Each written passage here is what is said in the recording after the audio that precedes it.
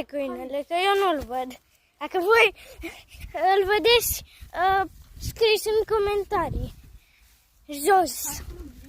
Hai că da. Ce faci, bă? Ia dă și mie, mă. Nu, mă, că e YouTube-ul meu, bă. YouTube-ul meu, mă. E channel-ul meu. Văd România, steagul României. Vezi că e lupul ăla. Uite, îl vedeți? Am dat zoom. Îl vedeți? Steagul României, dar că nu se vede rostul.